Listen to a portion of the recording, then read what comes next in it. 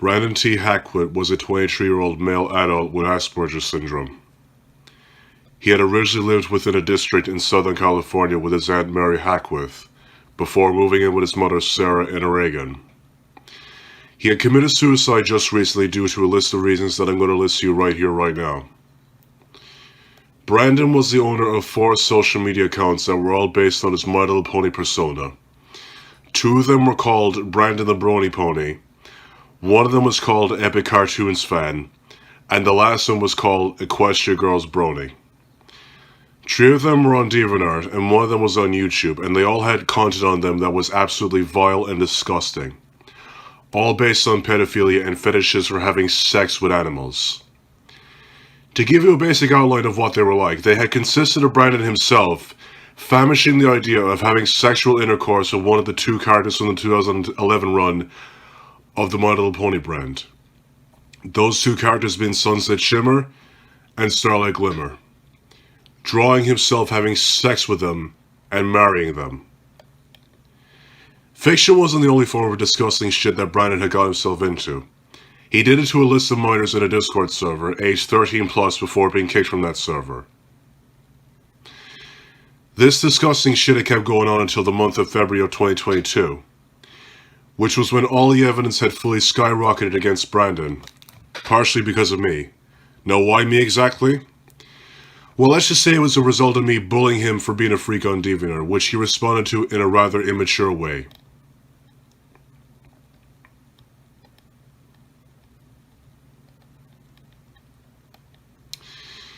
Someone who I'm not going to give the name of for privacy reasons had presumably seen this go down in my comment section on DeviantArt, and was motivated to expose Brandon for being something that spoke levels of pedophilia.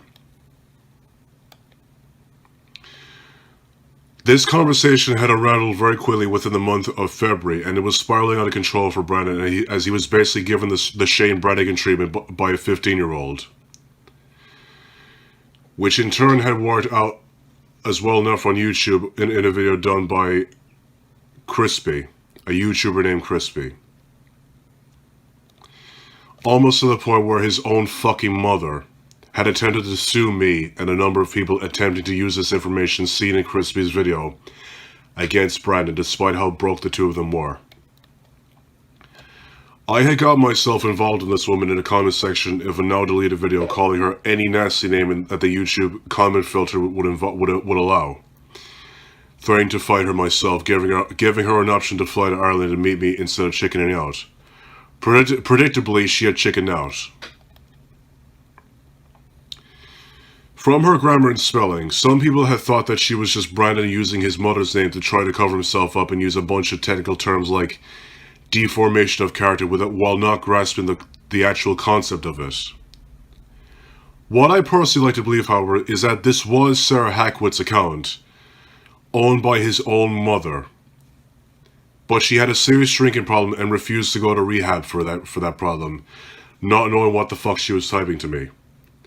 Evidence for this could be a GoFundMe page that she had set up 3 years ago at the start of 2019 in January, in the hopes of paying rent to avoid eviction from her house, which had ended up only getting $24. Taking all this into account, this had kept going on and on and on and on for the next couple of days, as Brandon had kept trying to cover his tracks and try to get rid of any evidence and assumptions of him sending a picture of himself with his shirt off to the 15-year-old girl, as he was holding a sex doll in that photo. His former friend, Zack Attack, a fat fuck who looks extremely deformed and unhealthy, worked together with Brandon in editing the same Photoshop file to make sure that any evidence and assumption could be covered. Of course, that didn't work. All of this shit was unraveling very slowly on Discord, and it was pumping good content out for the users who were part of all this on YouTube, boosting their popularity, myself included. The more it went on with the shit being revealed, Brandon trying so desperately to make sure it didn't get out any further, trying to sue the people who were sharing the screenshots of his DeviantArt conversation with legal action, a lawsuit, and doxing, the funnier it had gotten.